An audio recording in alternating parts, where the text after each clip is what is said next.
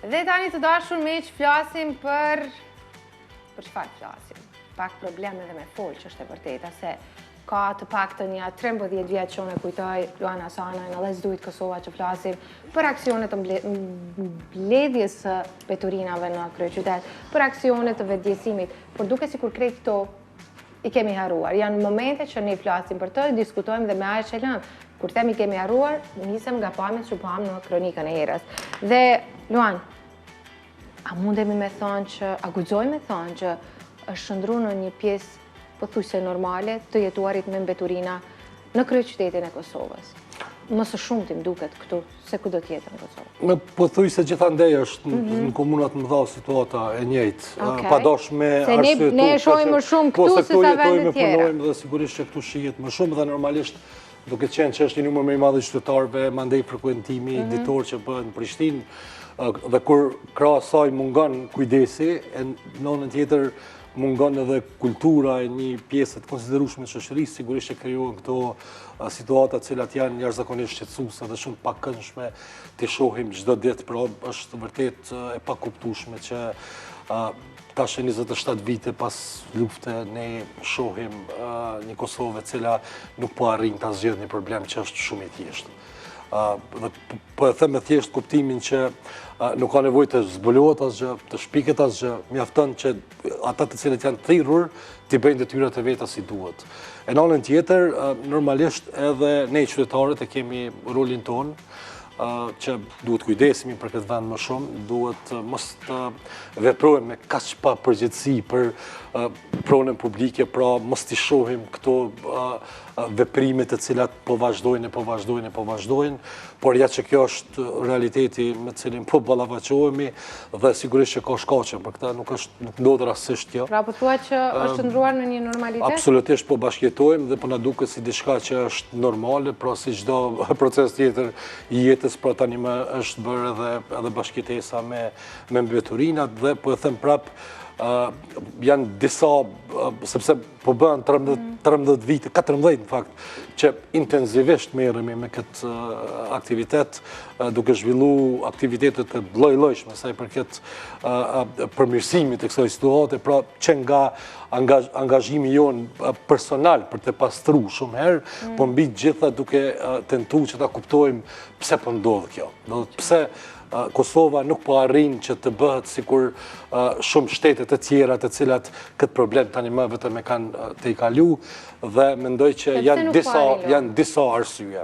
E para, mungesa e një fushate të vazhdueshme e cila kish me ndiku që njerëzit të thrasin ndërgjegjës vetë. Dhe dorën zemër ne viteve të fundit edhe ne si organizat, sigurisht për arsye tona, sepse organizimi aktiviteteve të tilla e ka një kosto. Dhe ne jemi të prirur të ballafaqohemi shumë me një lloj kritike për secilin aktivitet që zhvillohet dhe ju e dini, kjo fushat me sa peripeci të saj është zhvilluar ndër vite e në anën tjetër funksiononte shumë mirë. Pra ke kriju një par momentumi dhe dorën zemër para 7-8 viteve nuk e kemi pas këtë situatë.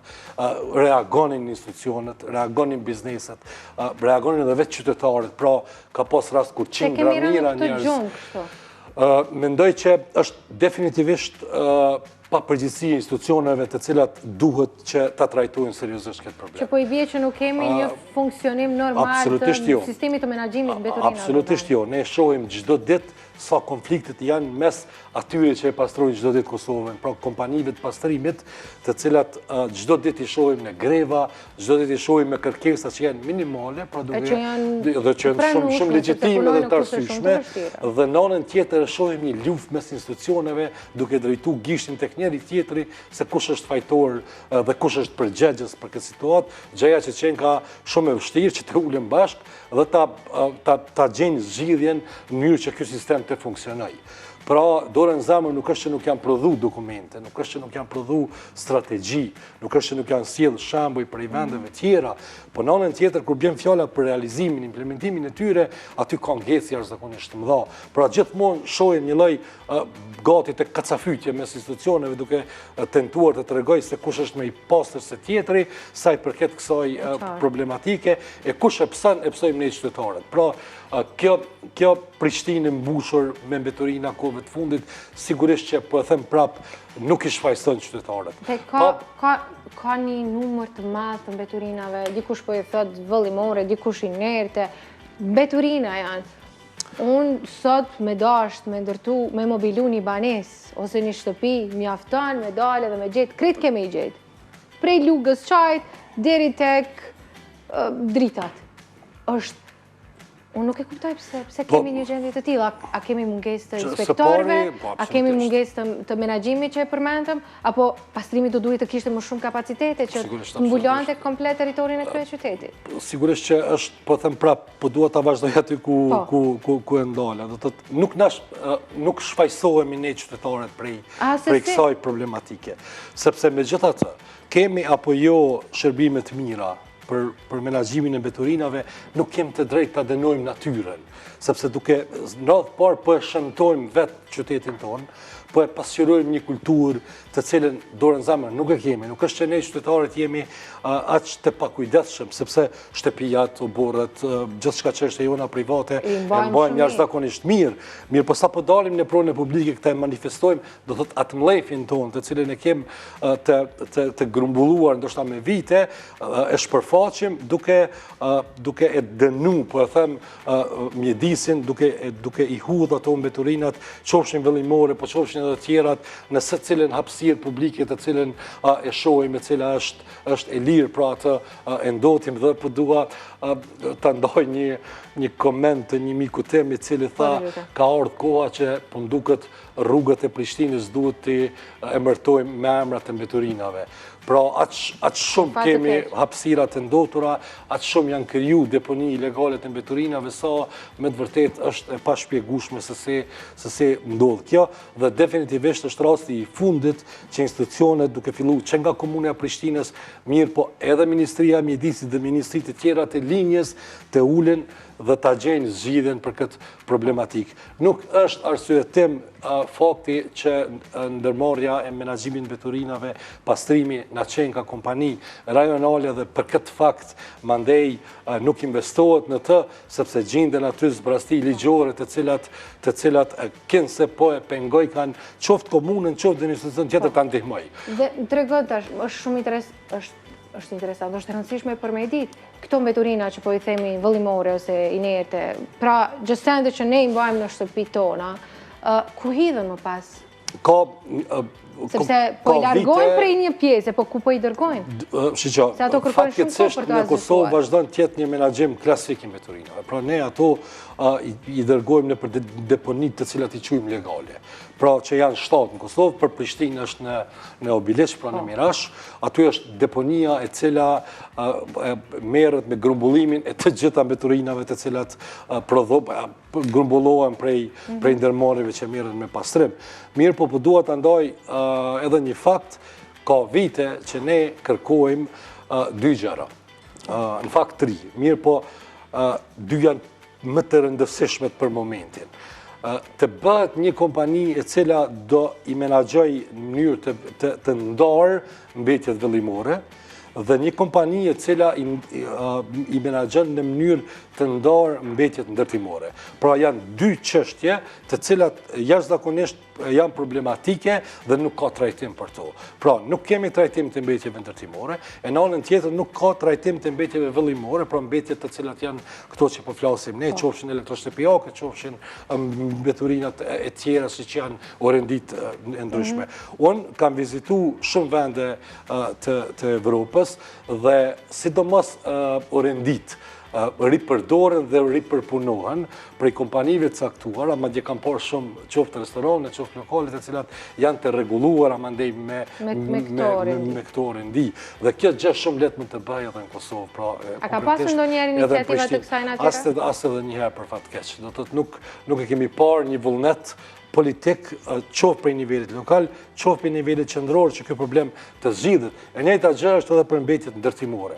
Pra edhe ato mund të përpunohen dhe mund të ripërdoren mandej qoftë për shtrim rrugëve, qoftë për aktivitete tjera të kësaj natyre. E në anën tjetër kemi kërkuar edhe mbetjet e gastronomisë të trajtuar veçantë. Pra ne kemi një numër jashtëzakonisht të madh të restoraneve, të lokaleve, të kafeterive, të cilat janë në afërsi të lagjeve të banimit dhe mbeturinat i hudhin me një vend me banorët.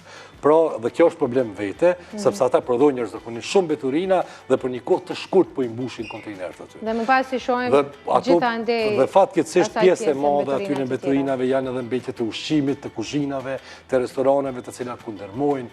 Pra, do ishte sigurisht një aktivitet i cili është i kushtueshëm, po në anën tjetër unë jam i bindur që ka shumë kompani private të cilat kishin me u angazhu dhe sepse është profitabile si aktivitet dhe institucionet duhet ta bëjnë këtë. Përndryshe ne nuk kemi me pas zgjidhje, sepse Prishtina është qytet jashtëzakonisht i madh, pra qindra mijëra banor këtu dhe duhet shumë kompani me shumë kapacitete të cilat që ta mbulojnë dhe në mënyrë që ne mos ta kemi një Prishtinë kaq të ndotur. E në anën tjetër duhet ta themi edhe një fakt. Kompanitë të cilat merren me menaxhimin e mbeturinave janë përgjegjëse vetëm për pastrim të kontejnerëve. Pra ato i marrin vetëm mbeturinat që hudhen në kontejner. Pra ato nuk janë përgjegjëse për mirëmbajtjen e hapësirave tjera publike dhe ne këtu e kemi problemin kryesor. Pra ne ndodhet që t'i shohim edhe jashtë kontejnerëve. Dhe ju e shihni shpesh arsyetohet qoftë pastrimi, qoftë kompani tjera, duke na thënë që ne nuk jemi përgjegjës dhe është fakt, nuk janë përgjegjës. Mirë po, asgjë nuk do ju kushton institucioneve që t'japin kontrata shtesë dhe nëse jo kjo kompani, një kompani tjetër do të angazhojë dhe të kujdeset për hapësirën publike. E krahas kësaj, vetëm edhe një gjë shumë e rëndësishme, duhet parandalim. Dhe në fakt këtu duhet të dalë, pikërisht këtu duhet të dalë, Luan. Ne kemi shembullin konkret në komunikacion. I kemi dënime ndoshta ndër më të mëdha. Gjoba pafund. Unë kujtoj javë më parë, brenda një muaj, mbi 2000 ca gjoba. Po prap ne po bëjmë shumë aksidente, prap ne po kemi vdekje me fatalitet. Pse bëj këtë pyetje? Mendoni që po të kishim inspektor, sepse kemi një mungesë shumë të madhe të inspektorëve, po të kishim më shumë inspektor, a do të vëdësoheshim për sa i përket çështjes së hedhjes së mbeturinave? Apo duhet diçka më e madhe se sa thjesht një dënim? Jo, nuk mjaftojnë dënimet, absolutisht. Ke bëni një dëm, do të dënohesh për këtë. Sigurisht që dënimet janë shumë të rëndësishme dhe e kanë një ndikim tek një pjesë e shoqërisë. Mirë, po duke e ditur mënyrën se si funksionon të ne, dhe nëse dënon dikënd sa ka hapësira për t'ju i dikur mandej pagesës se ati dënimi, pra deri sa shumë herë ndodhë që nuk paguhen fare, shqiptohet gjoba për mandej nuk ingasohet, sepse mekanizmat janë tillë të cilët gati e pamundësojnë shumë raste këtë gjë. Unë e konsideroj që kjo do duhet shkonte paralelisht edhe me shumë aktivitetet tjera të cilat duhet të zhvillohen. Absolutisht që është gjoba e rëndësishme dhe absolutisht që duhet ketë shumë më shumë inspektor, madje ne kemi kërku që të kemi edhe policitë të gjelbër, e cila kish me qenë, si që kemi policinë e komunitetit, pse mos ta kemi edhe policinë e gjelbër, ku po të shihet se me çfarë problemi ne po ballafaqohemi.